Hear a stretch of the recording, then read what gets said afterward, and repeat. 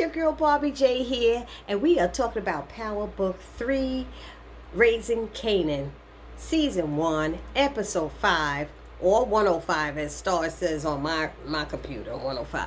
Anyway, and choose your battles, right? Episode 5, choose your battles. Anyway, before we get started and jump into it, you know what I'm going to say. Shout out to everybody in my comment section. Shout out to all my subscribers. Those of you who said y'all were going to hold my channel down if I reviewed this show. I want to see your comments down in it below. Those of you who are commenting and have not subscribed, come on now, hit that little subscribe button and help a sister's channel grow. That's right, help Barbie J's channel grow. So you can subscribe, you could comment, you can like, and you can share, right? Like, comment, share, subscribe. That's what I need you to do. Anyway, let's jump into this episode because I really like this episode. It had a couple of twists that we didn't know at the end, but we had a feeling something was going to go down with an earlier scene. And you know that's with Detective Howard. Is his name Howard? I keep saying Howard. I hope that's what his name is. Anywho, so you know, it starts off with Kanan with he was in the school. What was it? The history. He was in that class with, what's his name? Symphony and that architecture class or whatever it was. New York City architecture. And then Rock had found blood on his, I'm sorry, I'm fixing something. Found blood on a shirt in Kanan's room, and Kanan never told her about it. You know, so she'd been waiting all this time. And he finally come downstairs. She said, I've been waiting for a couple of days to see if you going to say something or tell me something. But your dumb ass didn't. She said, you know, she's like, and he's like, she said about that bloody shirt. He said, I forgot it was there. So she was like, either you got shot or somebody you was standing close to got shot and your ass standing here, so it wasn't you getting shot. And she said you was at the stash house with your Uncle Marvin, wasn't you? Your stupid Uncle Marvin. He the one, he said she's funny. He told me the whole story, everything that went down, but he failed to add that part that you was there and stuff. So he said he had went to get some money from Scrappy or something like that, and that Scrap, you know, he saw his Uncle Marvin doing it all by himself. He wasn't going to let him do that alone, so he helped him out. She's like, nigga, you lying. And I'm telling the truth. Nick, please. She's like, you lying because I asked you to do the damn dishes, and you don't want to help do nothing. So I know you ain't trying to do nothing to help nobody else. I said, boy, when a mother knows their child. I was like, oh, shoot. So she called him out on that, even though he tried to be tough. I mean, he just like a defiant little man. I'm telling you. So they show Detective Howard and his partner walking through the stash house, and they seen the blood. She seen somebody couldn't take it because you could see they threw up. That was Kanan. I thought they was gonna get some sample of that stuff. I didn't know what they was gonna do. I don't even know why I said that. That's disgusting. And so Detective Howard said, "Look, no victim, no crime. We're done." And they left there. Then there was Rock confronting Marvin about the damn stash house, and she said, he said, look, I told you the basics. She said, my son wasn't one part of the basics and stuff. She's like, you dumbass. You know, she went off and cussed him out royally. She really told him she was putting people in check today. Okay. So she said, don't what did she say? Kanan didn't, and don't worry, Kanan didn't dime you out or anything. You know, he took it all on himself. You know, and Lulu's like, that guy got heart. He got heart. She said, yeah, too much damn heart and too much damn trust in his stupid uncle. You know, and she said, my son could have gotten killed. I told you he was on ice. And she just royally cussed him out and left him sitting there. And she tried to get Lulu to get in, like, Lulu, what you think? Lulu's like, I can't tell. You know, and then after she left and walked away, Lulu said, she's a dumbass. She gonna pick the boy to the damn stash house or whatever. And he just was like, he walks away. I think he walks away and then to leave, and Marvin follows him out. And Marvin's like, they had this little discussion in front of the house. I'm gonna call it discussion, which turned into an argument, which turned into a damn fight. because he's like, yeah, you up there on rocks a dick or something. That's what Marvin saying to Lulu. Lulu said, no, it's called handling your damn business is what I do. And, and he said, you should try it, nigga. And then it's like, he called him a fake ass Quincy Jones. Fake ass Quincy Jones, because I heard Juke on the phone talking to Famous and da da da da da. I was like, yo, no wonder Juke don't like going home. He all in her business. That's her daddy. I still want to know what happened to Juke's mama. Did anybody know what happened to her? Because, her daddy's a piece of work. So, what else happened?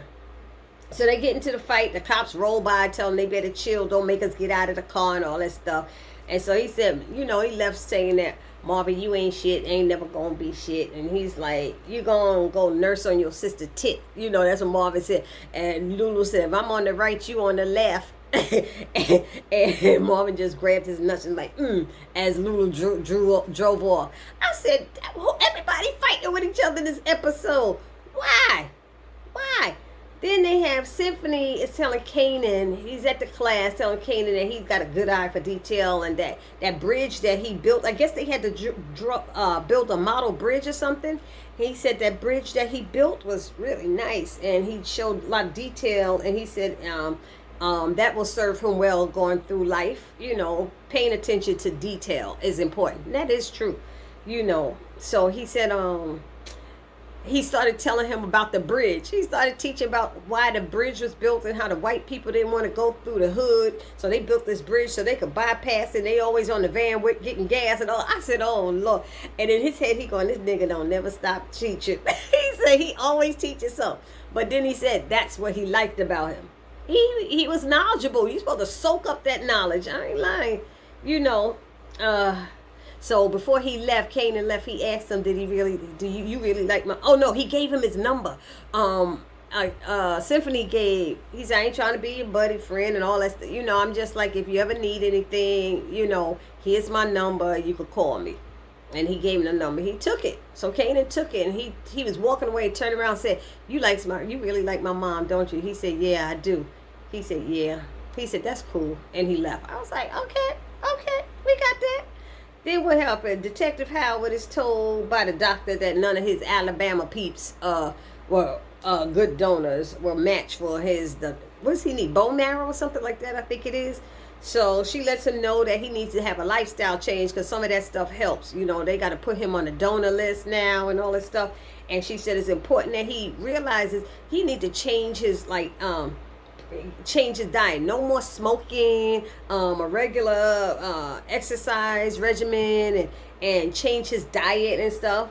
And she's telling him the difference about the different treatments. So she's telling him the different treatments that he need to take. And I think does he live by I guess he's a loner or he's by himself or whatever. But anyway, she tells him the different alternatives that he could do. And he's like, wait a minute, is this I should be getting my affairs in order type talk? And she said, if we can't find a good match soon, we might have to. So I was like, wow. So he's like, fuck. So he just, I don't know. You got to feel sorry for people, but there's something about his attitude. I don't know. Is he a nice person? I don't know. Let me know down in the comment section if you think Detective Howard is a nice person. He just seemed a little, I don't know. Anyway, so Juke tells Famous and Kanan that she's been with somebody, and they like, what? They both like they both, all of them are virgins or something. So they 15 years old. So she knows females better than them and all this stuff. And he said he was Famous said, I was supposed to be your first and stuff. And she's like, that ain't gonna happen. And Kanan's like, nigga, please. Because he was saying some stuff and he was like, don't be talking to my cousin like that. Don't be disrespecting her. So, so he's like, why am I always the last to know everything and all this stuff? So they going about their business. So Juke asks him, what do you think? Who do you think ratted and out the spot? And he was like, I have an idea. She said, so do I. And he's like, really, who? And she started in a nice way trying to say Davina. And Famous comes up and he's like, yo, Davina did. He's like, shut the You know, Kanan's like, shut up, famous all loud with it and stuff. And you see the lady behind the counter looking. I said, does that mean something, that look she did? But he's like, well, she just said she think Davina's the one to write it out, saying the name, all that stuff again. And he walked out pissed and everything. I was like, famous, zip it. Damn, you hang out with these people and you talking loud in the damn store. He don't know that that's their stash spot or anything. He just loud with it. So, I don't know. I felt like Kanan wanted to do something to him. But Kanan gets outside and he's blaming Scrappy, saying Scrappy's concerned about him. He jealous and think I'm going to take his place and all this stuff. And Jukebox is like, what are you talking about? She said Scrappy is like one of your mom's most loyal soldiers. Your mom, he practically family. And he was like, what? He ain't no damn family. And and I'm going to take care of him too. He went home to go look for his gun. That's what it looked like. And I was like, yo, that was kind of crazy. I don't know about y'all, but I thought that was crazy. So, but before he went home, that's what happened. They got into this big argument because she said, look, there's stuff that you just don't know. And some of it you don't want to know. And he gets up in her face and said, this stuff I know about you. Your secrets. So I suggest you shut your effing mouth. I said, damn, that's your cousin. She just saying, she's like, I'm just was trying to tell you, how it looked and stuff. When he's so mad, he don't think Davina told. Yeah, but she got the connection here, she got the connection there. But anyway, she was like, you think I'm scared of you, nigga? I ain't scared of you. And she leaves and she's rushing off. And Famous comes like, what's going on? And Kanan went the other way. And Famous ran up to catch up with her and invited her to go to his recording session. So that was that. Then they show Rock. Rock is in the apartment. And this guy apartment. She trying to take over two people's apartment in the projects. You know how hard it is to get damn projects apartment. Once you in, you need to stay in. Oh, excuse me. Oh, excuse me. Oh, Lord. Once you in, you need to stay in. And she kicking him out. That guy's like, I don't know who y'all think I am. Blah, blah.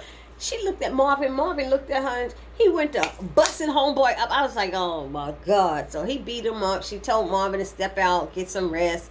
And she told the guy, do you know who I am? And, because the guy was mouthing off big time. Like, he ain't going nowhere. I don't know who y'all think I am. So he's like, yeah, I know who you are. And she was like, well, this apartment about to be mine. And I don't care. She said, the only question is, how the deal going to end up for you? I said,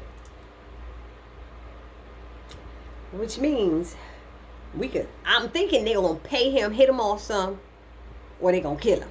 And I was like, come on, that's what y'all doing now? That's what we doing here? I guess that is what they doing. Anyway, what else? Then there was something else happened in that apartment. What was it? The super, he had to figure, she told him to figure out, she told Marvin he had to go and get some boxes and help the guy move his stuff out. And Marvin's like, I ain't gonna do that. And she looked at him and she gave him that look, that mother look, like, shut the up. And he said, look, if he start mouthing off, that nigga, it's just like, why wouldn't you mouth off? You get kicked out of your damn apartment. People getting upset. It's hard to get another apartment. Where he supposed to go live? Come on now. So anyway, now she told the guy, the super, I think it's the super, I don't think it's the building manager, whatever that guy is. He need to figure out a way, because he was telling them, y'all can't change out and tear stuff out of here. Y'all got to get permission. She looked at him and said, look, you just need to worry about how you going to get the people downstairs out. And they got 8 months left on their lease. How you putting families out? This is crazy. All them buildings in the projects, you got 2 over it. She needed 1 over the top. And so she had to, what's his name? Marvin going to act like she moving in there with Kanan. She was like, are you stupid? I ain't moving in here with no Kanan and stuff. She said, and she had to break it down to him what that house was for, the stash, to whatever, I guess to cook or whatever. If the cops come, they could throw everything down a little chute to the apartment next door. So they will always be using the apartment upstairs, and the one downstairs will be their little, I don't know, drop spot, I guess. I don't know. Anyway, then she goes, when Kanan goes to the house to get his gun, Rock opens the door and realizes and says, she interrupts him basically in the middle of what he's doing, and he he's fussing. I'm tired of getting played and all this stuff. And she's like, look, you definitely my son. She said, I see you. Now, you know what you want and you want it now. You don't want to wait for nobody. And he said, not even you. I said, ooh, evil. That evilness, that meanness was building up in him, you know. So he's like, not even you. And she looked at him. Oh, shoot. So she's like, well, you better not be asking for no corner. And he said, I want to know how to cook. Cook what? He said, well, I already know how to cook spaghetti meatballs. I said, I just laughed. I was like, that's the only meal you be making on Tuesday? You don't be frying no chicken like the rest of us? You know. Anyway, so she said, you came in here rushing and stuff like the cops was chasing you. What's going on with you? Nothing. I was coming to get some quarters. She said, okay, I'll drive you back to the place. So she drives him back there to the store where he claiming he was going to go get quarters for the video game. And she pulls off. And as soon as she pulls off, he leaves back out, not knowing that Detective Howard and his partner were tailing them and following them. And so he broke down to his partner all about Kanan's family, Rock's family, I should say, and who his daddy was and all of that stuff. And he basically is the prince. That's how he put it, the prince. So he decides to follow him. Kanan goes and steps to Scrappy, and they start fighting. Detective rolls up with his partner. They grab both of them, handcuff them, put them in the back of the car. Take them down to the station. Meanwhile, what happens? He takes him down to the station, and Kanan is being difficult. He don't want to tell his name. I know your name. He don't want to tell his date of birth, all this stuff. He said, look, I could charge you if I want to, but I'm not going to charge you. You know, he said, but if you're going to make this difficult. So he said his birthday, August 15, 1975. And I don't know how that detective did the math so quick in his head, but he figured it out like, I thought you was older than that. And that's when Symphony came in. And Symphony said, I'm here to get him. He said, who are you? A friend of the family. Well, friend of the family ain't no damn legal guardian. He said, and pulling over black boys, innocent black boys, for the melanin of their skin. I said, okay, he didn't even say the color, the melanin in his skin. Is that he said, oh, here we go, one of these legal, what did he say, educated niggas or something like that, or whatever the detective said. That's why I didn't like that. He went there with it. And Symphony said, I ain't a nigga. He said, oh, we got somebody sensitive. I'm sorry, my brother. He said, I ain't your goddamn brother either. I said, I was sitting there going, I'm scratching my head. They were like, what's going to go down here? I said, don't let y'all get into a fight. But this is the issue that I'm having now, because as he left with Kanan. Kanan, there was a scene where Kanan was bleeding, and the detective gave him tissue and told him to wipe his mouth and stuff. And he had the bloody tissue. Instead of Kanan balling it up, he gonna throw it, give it to the police. I was like, here, why you being stupid now? He said, he dropped it down there. I mean, most people would have just balled it up, or you could have balled and threw it on the floor, whatever. You gonna leave it on his desk like that, and that scene didn't make a little bit of sense to me, But he's in the car and he's asking Symphony. Symphony's talking to him, asking him, why'd you call me? He's like, what, you didn't want your moms to know? He said, let's put it this way. My mom's is gonna, when she find out, she gonna throw me in my room, lock the door, and throw away the key. Because when she get mad, she burn everything down. Everything get burned down. All this stuff. He telling all this stuff about his moms and stuff. I hate when kids do that stuff. But he went in like that, and he's like, I don't think your mom's like that, and she wouldn't take me out. She gonna take you out of the class. She ain't gonna do all of that. He admitted that he wasn't happy with the Saturday school, and he gave his moms a hard way to go. He said, I heard, I know, all that stuff. So it wasn't a big deal to him. But he did share, Symphony did share that he was did he say an orphan? A foster kid. He was a foster kid, so he really didn't know his moms. So basically letting Kanan know, you got your moms who care about you. You need to, sometimes kids don't understand. You got a parent, maybe they are strict, but they care about you. They do. Anyway, what else? So before he got out the car, Symphony asked Kanan, why didn't you call one of your uncles to get you? And he goes, I was reaching. Whatever that means. He was reaching. So that's what my concern is when Rock finds out that Symphony went down there to get him and didn't tell her. That's what my concern is. Is she gonna be mad at Symphony? Is Kanan putting a wedge in between them? Because he said, I don't want to get caught up between you and your moms, you know. And I hope that doesn't mess them things up with them. I really do. But anyway, and she gonna find out because then she rolled up on, what's his name? Scrappy. She rolled up on Scrappy. She didn't even know what went down as far as I know. And Scrappy's like, he rolled up on me. He did this. He did that. And she was like, get in the car, Scrappy. And I guess she found out because you did see how the camera looked at Scrappy when he saw Symphony come and get Kanan. He probably was like, who this nigga? You know, I don't usually use that word, but I got to use it to tell this story because they done used that word nigga about 55 times in this episode. I swear everybody was calling everybody a nigga. And it was killing me. What else happened? The store owner, he want more money. He wants some more money, and of course he talking about I'm taking a risk. I'm taking a risk. She said, I'll pay your rent and everything for you to take this risk. He said, Rock said, we made a deal. He said, well, we need to renegotiate the price. She said, renegotiate the price. We shook hands on it. She said, we shook hands on it. She said, we don't renegotiate. He said, yeah, we need to renegotiate. She said, a handshake it's a handshake. Did she say a handshake when you negotiate? It's a fist throw or something like that when you renegotiate. I said, oh. So hand when negotiate. We throw fists when we renegotiate. And you don't want that puppy, is what she whispered in his ear. He's like, yeah, whatever. Then what else happened? Lulu rolls up at Crown Studio and he pays the guy some money at the board to keep playing because Crown had no money to pay this guy. And this guy needed money and everything. So Lulu pays the $2,000 and then he gave him more for the boys down the block and all that stuff. And then he said, but my niece is going to sing on the song. And Crown was like, look, this ain't no family affair and all this stuff. He was like, Juke been singing since she was 5 years old. That's why we call her Jukebox. He said, she gonna sing on that. He said, I done paid your... And Juke was like, that's okay, Uncle Lou. And she's like, I said, don't start with that stuff. You tough and then you shy and all of this. Uncle Lou said, look, I just paid your studio time. Get over there.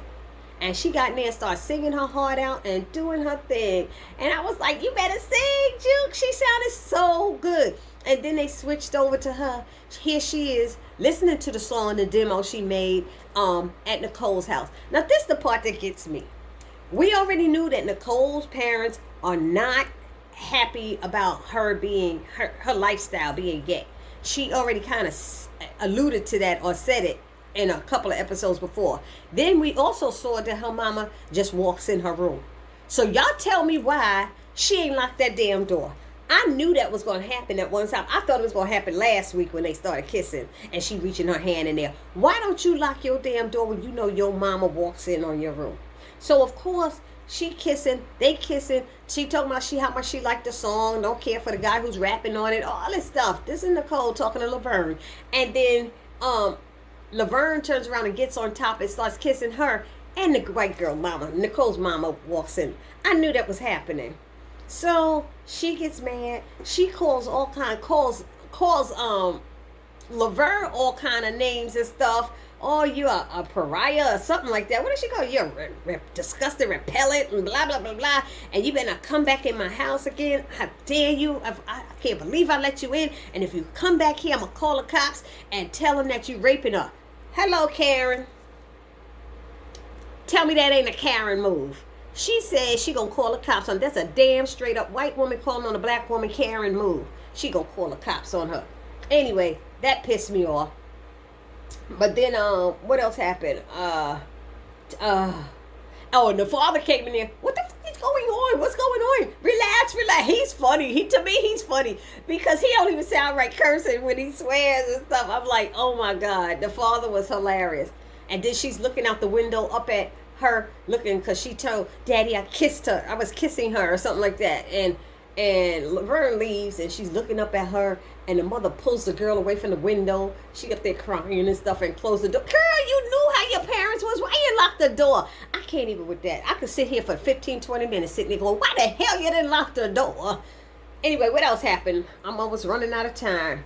I said that Rock rolled up on Scrappy, and he told everything. But I think what she's doing is having him go undercover at Unique's spot, because he went to see Unique and said he done with her, fuck her, that damn son of hers. He trying to take over. He trying to. She pushed me out and putting him up there and stuff. I want to go over to a side that trusts me. And he said, I heard that y'all had a little thing, a little fight or something. Yeah, because one of Unique's boys saw them fighting and stuff and getting put in the police car. So it seemed like Unique is going to let Scrappy work with him. But I think that's a move on, that's Rock's doing. So I think that's what Rock wanted Scrappy to do for her. Kanan, okay, Rock rolls up on Scrappy. Rock shows Kanan how to cook. Oh, did I tell y'all Rock was showing Kanan how to cook? Rock, basically, she, I guess, how to make crack or coke or how to cook it, and she's showing him how to survive if something ever happens to her. She said, he said, but you said nothing will ever happen to you. She said, you see how things go now, Kanan. You know I can't make that promise and stuff. So. And one thing she said, first thing, let me tell you, what we're doing is a straight up violation, and you never cook where you sleep. So that was their little thing. And then it showed, what was that? You could do it this, or you could do it with that. You could do it this.